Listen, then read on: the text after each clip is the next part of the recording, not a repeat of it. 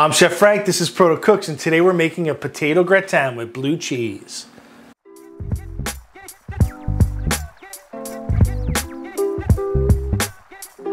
I learned how to make a potato gratin back in culinary school many moons ago.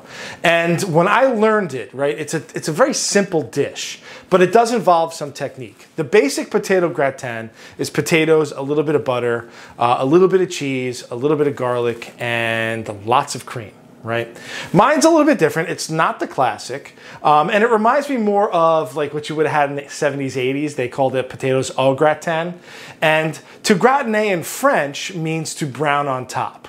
Right? So this dish that comes in either a casserole like this or like an oval gratin dish should be brown on top. And it should be creamy and soft in the middle. Today, I'm going to put a little bit of blue cheese in it, and it's going to be fabulous. You're going to love it. For my potato gratin, this is what you're going to need.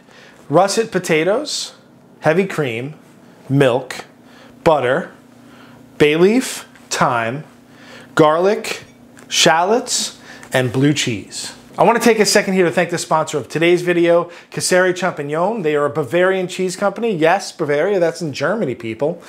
They make Grand Noir blue cheese, and this is a wonderful cow's milk blue cheese that's rich, creamy, it's a little pungent, and it's a really great complement to our creamy potato mixture in the gratin. They've been a sponsor for over a year. I love all of their cheeses, so whenever you have a chance, look for the Culinary Champignon brand, especially if you're gonna make this gratin, use the Grand Noir. Look at this cheese, it's gorgeous. I'll put a link in the description where you can find this cheese. First thing I want to do is prepare our shallots and garlic, and I'm going to put my butter in the pan. And traditionally a gratin, this potato gratin, like the classic French version, does not have shallots in it. And the garlic is just there to kind of rub on the surface of the gratin dish. I'm doing it my way, so I want a little more flavor. You know, I'm making it a little more mine. So I'm going to melt my butter. Right? And I'm just using some unsalted butter. I'm just going to give my garlic a little whack. Right? I don't process the garlic a lot, just give it a little whack. Chop it up lightly. I don't mind if there's a few chunks of garlic in there. And then I'm going to slice my shallots. All right? And I go fairly thin with the shallots. Our butter is melting. And I do this first because I want these to be sweated out because everything's going to end up in this pot. So shallots in. I'm going to let the shallots just sweat a little before we add our garlic, right? Garlic always takes a little less time than shallots or onions. I put a little salt in there. Salt draws out moisture. We don't really want to brown these at all. I just want to get them sweated, which means just no color and soft. Our garlic goes in. Right, so when it comes to peeling potatoes, I like to take the top off of the potato and the bottom. You decide which is which. And then I just like to kind of connect those dots, right? And it goes really quick. So you see there's a blemish there. Use that little hooky loop. Get those blemishes out. This is the peeler that I like. They're super cheap, they're super sharp. They come in lots of different colors. And I'll put where you find them in the description down below. It's pretty fast. Are you impressed yet? I was talking to my camera lady. She's not impressed by anything I do. Awesome. All right. I always, whenever I have a lot of peels, you can do it onto a paper bag, or I have my dough scraper. These little things, I use them all the time. And they are just awesome for cleaning up messes. Now that the potatoes are peeled, we're gonna slice them on the mandolin. And I do not wanna wash the slices of potatoes, right? The potatoes have a lot of starch in them, and a lot of times people will hold these potatoes in water to use them later. The key point of this dish is to slice the potatoes, put them in the milk and cream, okay? So my potatoes have been washed before I peeled them, and now I'm just gonna slice them, right? This mandolin is a dangerous piece of equipment. Do not be complacent when you're using it. You have to pay attention. They have gloves you can wear, but at the end of the day, a mandolin or a Japanese mandolin or even a French one is super dangerous. The slices I'm going for are pretty thick. I like my slices a little thicker, and I'm just gonna slice all the potatoes on the mandolin. When I slice, I'm using my hand flat. I'm not pushing too hard, right? I'm gonna be as careful as I possibly can. If you get to a point at the end that it's getting too tight and you can't push it through, just put it aside. You can use it for something else. If the potatoes are dry, they tend not to stick to the mandolin as much. So try and have your potatoes dry. Okay, again, if you're forcing it, don't do it. You just want to be careful. So what I'm going to do now, as I get lots of potatoes, they're going to go into my pot with my shallots and garlic. So that's why I have the pot alongside here. So as we cut, we can put it into the pot. The pot is not on at this point, okay? The shallots and garlic have cooled a little. Take your time with this if you're not comfortable with the mandolin. If you don't have a mandolin, you can do these by hand. It just takes a little bit longer. If you feel it's a little safer doing it by hand, do it by hand. I know that some food processors actually have a blade for this, so you can use the food processor as well. We have the garlic, the shallots, the butter, and the potatoes sliced up in our pot. I'm gonna turn our pot on. I'm gonna add whole milk and heavy cream to this. I suppose you can use all heavy cream, but I always find that when I use all heavy cream, it kind of breaks in the pan. So I like to use a little bit of whole milk, right? And all we're gonna do here is start to par cook our potatoes until like this starts to thicken a little. I'm gonna add a nice helping of fresh cracked black pepper with my pepper cannon. I'm gonna add my bay leaf and my thyme sprigs that I'm gonna pull out right before we put it into the dish. And then I'm gonna add a hefty dose of salt. Be really careful with the salt. You don't wanna go too crazy. And we'll taste it before we put it into the gratin dish. But basically we just wanna stir this around until our potatoes and cream and milk mixture starts to thicken a little, okay? And we'll just watch it so it doesn't stick to the bottom. All right, the potato's been cooking on kind of medium-high heat for about maybe 5 minutes, really quick, right? And you can start to see that the starch from the potatoes is starting to thicken this up. And that's what I'm looking for, okay? I have my herbs in there and I'm gonna add my cheese in now. And I'm not gonna add all of it because I'm gonna save some of it for the top.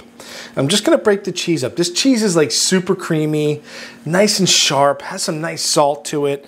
So I wanna add my cheese and then I'll test the seasoning before I put it into my gratin dish. And I'm using a fair amount of cheese because I like cheese. I'm gonna give it a stir and let the cheese melt. I'm gonna lower my heat to almost off because I really don't want it to be cooking with the cheese in there at this point. I don't want it to come to a simmer. I'm gonna stir this until the cheese kind of starts to melt into there.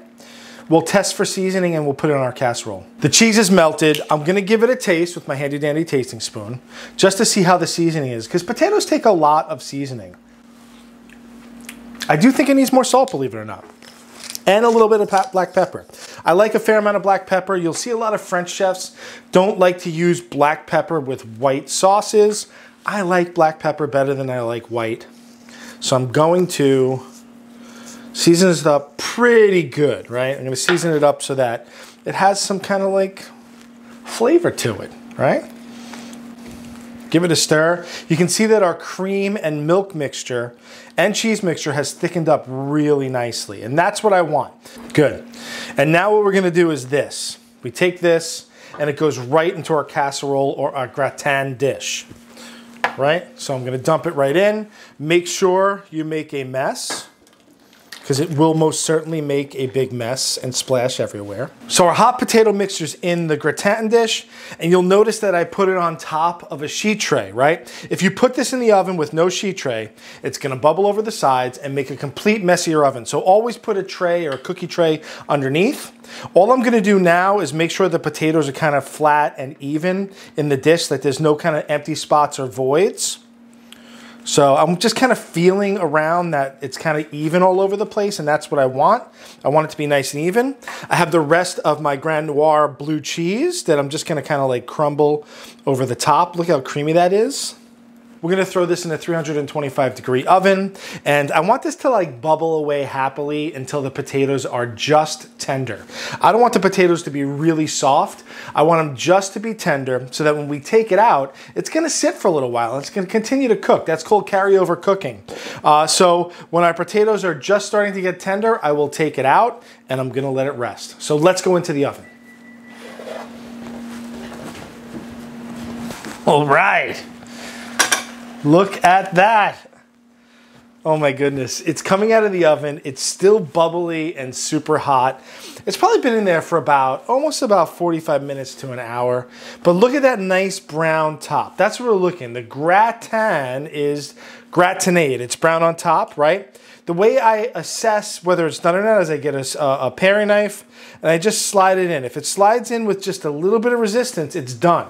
So if you let it cook too much, it's gonna turn to mush. Not only that, you'll see that your cream will start to separate, and if your cream overcooks, you kind of have like an oily mess. So I'm gonna let it cool before we taste or break into it. Here's the key with this. It's like a lasagna. If you try and dig into this right away, it's just gonna be a sloppy mess.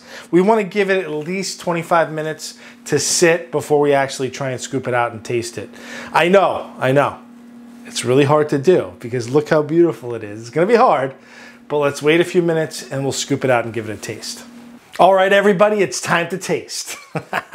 Get your spoon, get a nice plate, and I'm just gonna kind of take a little bit of a kind of circle out here, and it still hasn't set completely yet. I mean, I would probably let this sit a little longer, but you know, I'm a little like, you know, impatient, you know. This can set overnight. You can reheat it in the oven. Usually it's better if it sets and sits the next day. That means all the starch from the potato is going to kind of gelatinize and get thick, but I'm gonna try it while it's hot. All right, so let me push that out of the way a little. You can see that you can still see the slices of potatoes in there. And again, it's probably a little too hot to try, but I gotta taste. Man, it is so good. You don't taste the herbs so much. They're just kind of a background flavor. And the blue cheese, I mean, it just blows this out of the park, man. It is so good, so tasty, creamy, decadent. Oh, man.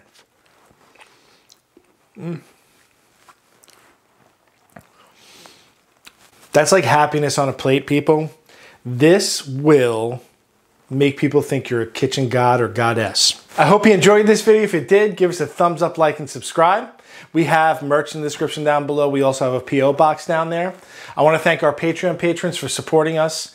And I'd like to thank the sponsor of this video, Caesari Champignon, for the Grand Noir blue cheese that we put into this gratin. It is delicious.